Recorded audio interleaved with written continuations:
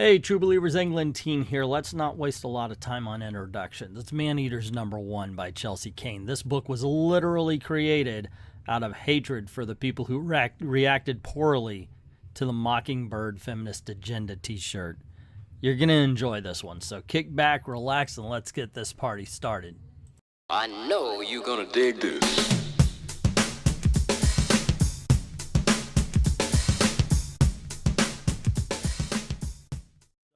Public notice. Please be advised there's been a cat attack in your area. Do not approach. Do not provoke. Seek shelter immediately. Are you infected? This is all about teenage girls who become cats and kill people.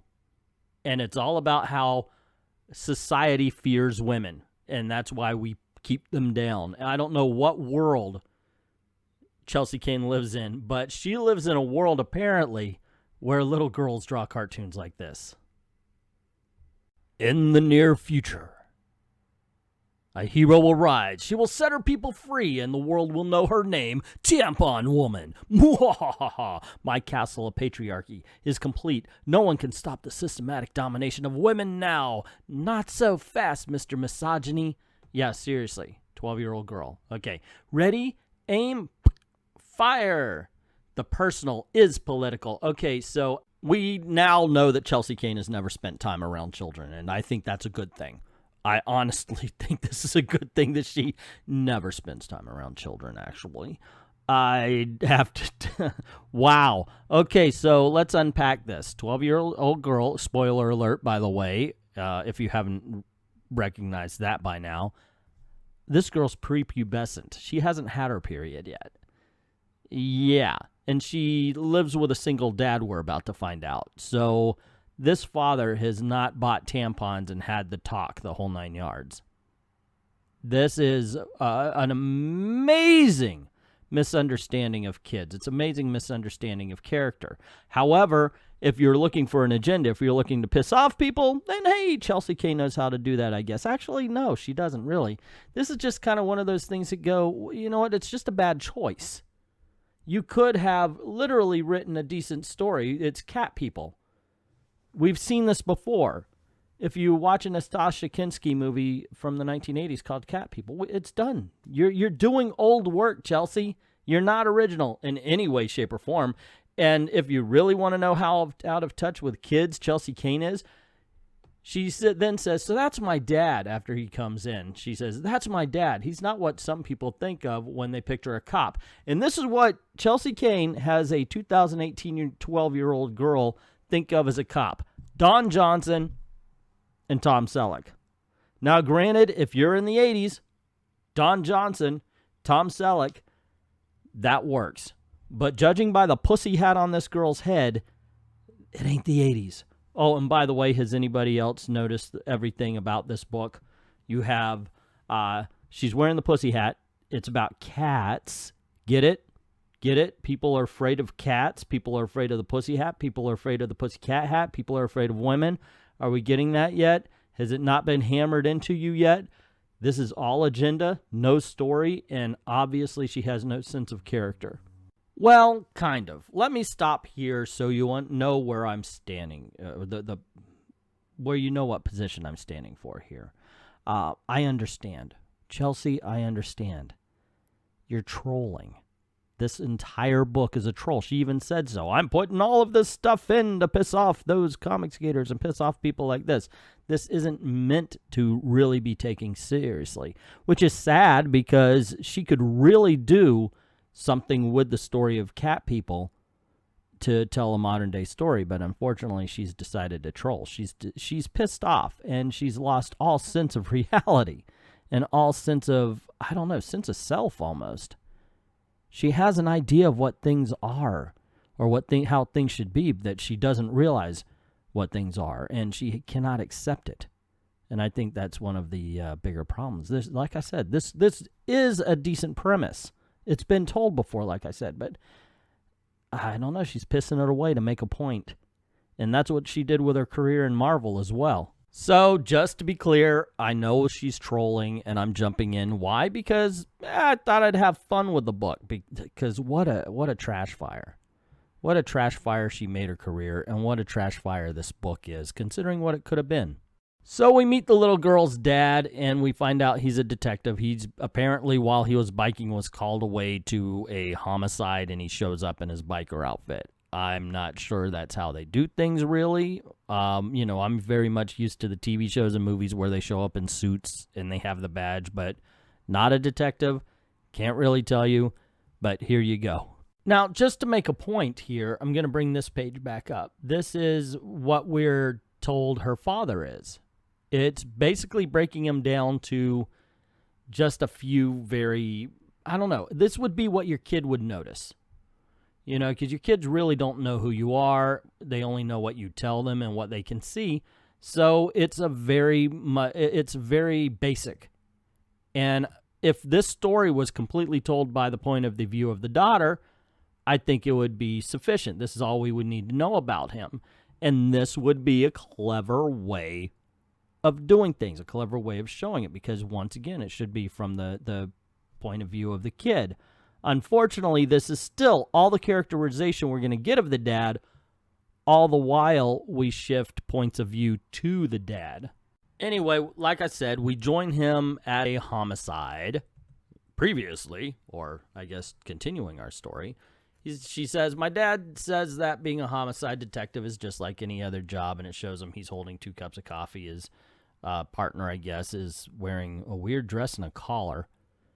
And what do we got? A couple of customers came in and found it like this. We've cleared the building, still canvassing the neighborhood for a murder weapon. No ID. As you can see, there are some parts missing. You want the tall or the venti? Okay. I guess they're talking about. Now, okay, I understand the gloves, but what's up with the, like, it looks almost like a Grecian dress. So it just does, I don't know. Okay, so it's a pencil shop, a pencil store. Okay. Obviously, once again, trolling. I don't think it's meant to be taken seriously. Obviously. The guy's a pencil salesman. And then we find cops are going around. Everybody, all the cops are saying, I think I found something. It's weird. And then there's 2 people talking. One says, why at award shows do women get kissed on the cheek and men get handshakes? This is not any point that anybody should be considering a point of anger, but apparently it's on Chelsea's mind. And what's with all the prostitution in space? Like every sci-fi movie, there has to be prostitutes. That's the future you want to show girls. Is it hard to imagine a universe without a dominant heteronormative society? Why does that have to be heteronormative? Gay people don't like sex? Is that what she's saying? That is just one of the dumbest things. This whole conversation is incredibly stupid. Because the guy's like, I don't know, I'm thinking of growing a porn stash. Okay, have a good time.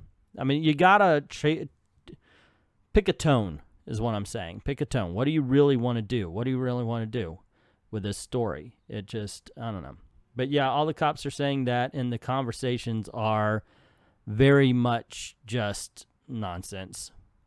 So, oh, and by the way, a weem away is going on. So apparently everybody in the place that's not having a stupid conversation is singing in the Lion Sleeps Tonight. So there you go. Get it? Cat killers, lions. There you go. The lion sleeps tonight. Yeah, weird shit. But nobody actually finishes that. Not even the dandy man in Portland. Of course, if this is in Portland, it would explain why it has to be so weird. I do like the fact that it's Calico Records, though. There are some things here that could be clever. This, like I said, the biggest thing about this book, the biggest thing that should be taken away from it, the true tragedy of this book is it could have been good had Chelsea just calmed the fuck down and put story before agenda. The next few pages, well, they're kind of a waste. It's like a few words in a couple of boxes, and it's not very good art, so there's nothing really to look at. But they said that if cops suspect a big cat incident, that they're supposed to turn it over to something called SCAT. It's got a name, and I'm not going to read it off. But anyway, Scat, of course, crap. So the cops are seen as crap. Ta-da! See, anyway, specialists are. But it goes through what everybody thinks are specialists and such like this, the hunter, the tracker, so forth and so on, and what makes a scat team. And it even says that, hey, you know what? Cops don't like the scat teams because they got to give their own jurisdiction up to them so they could take care of it. And yeah, okay, those are the 3 pages in a nutshell. So even though we are shown that legitimately these things are dangerous and they kill people, we're supposed to think that the people who deal with the monsters are somehow assholes and they shouldn't be taken seriously and it's an evil government organization or anything, which what are you trying to say here? That we shouldn't be afraid of things that actually kill us? But it does show that people get afraid to the point where one mother is drawing a gun on her daughter to protect her son. Okay, once again, it's possible for this daughter. Oh my God, Chelsea, what the hell are you trying to say? We're supposed to feel, what, paranoia? Like, oh my gosh, these people are just being paranoid. What are you going to do? It's just so bad. It's so terrible that you're doing this. This means something. Anyway, by the way, that Time magazine cover is the only good art in this entire book. But you see the girls who are prepubescent, who are about either they're at the age where they have their periods, are being rounded up into trucks. And we're supposed to feel really sorry for them. And yes, of course, that would be bad, but that's not the emotion that we're following. We're not following the fear of the little girls. We're following the adults for this. This is why it's so important that we should have stayed on the original character, the main character. So we would have seen her fear, or she would be afraid for a friend and we would be brought into it, because that's what the fear is supposed to be about. Oh, by the way, it does talk about how this is a mutation in a parasite called toxoplasmosis, and it lives in cat poop. And so everybody's affected. And then we see the little girls lined up, and one's wearing a shirt that says she is a cat.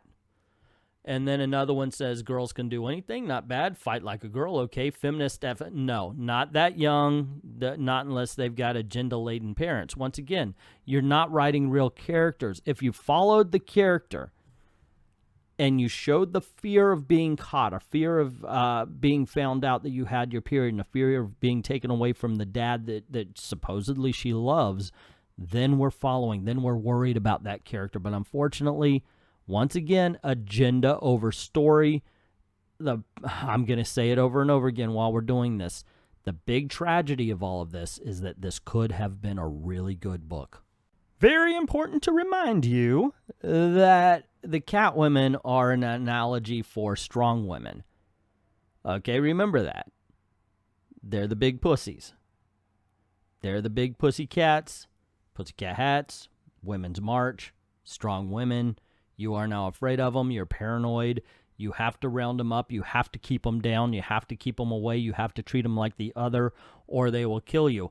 Which is why pages like this do not quite help your case there, Chelsea. If you actually show, wow, let them out, and they will literally kill you. They will literally disembowel you and eat you. You're not making your case, Chelsea. If you show people why you should be afraid, why it would be dangerous for you to show acceptance, you're not getting acceptance. You're not gaining acceptance with this kind of paneling. Oh, and the fact that the child dies too? Yeah, not helping your case, Chelsea. And then the book gets stupid. Okay, stupid or dumber. As we have a politician that's against menstruation, which, okay, you want to stop menstruation, you want to stop the birth of children. Sorry, gang, I'm not buying it. And then it's like, oh, and they're against putting estrogen in the water as well. Yeah, sorry, this is the dumbest thing ever written. Well, maybe not ever, but that I can think of right now. And it goes on to show another page where it talks about the exact damage that the water does to women. and the hormone blockers, which, hey, I'm against hormone blockers in teenagers and young kids as well. I think it's horrible. I think it's child abuse, but that's going to get me a lot of comments. So, anywho, it does show the before and after, and it says if the girls don't get their periods, they can never mutate into ferocious cats, nor can they give birth, which kills the human race. Only there's a problem. Yeah, it's going to kill the human race. Sometimes it doesn't work, and we see that the main character has her period. Okay, if we spent any time with the main character, maybe we would feel something.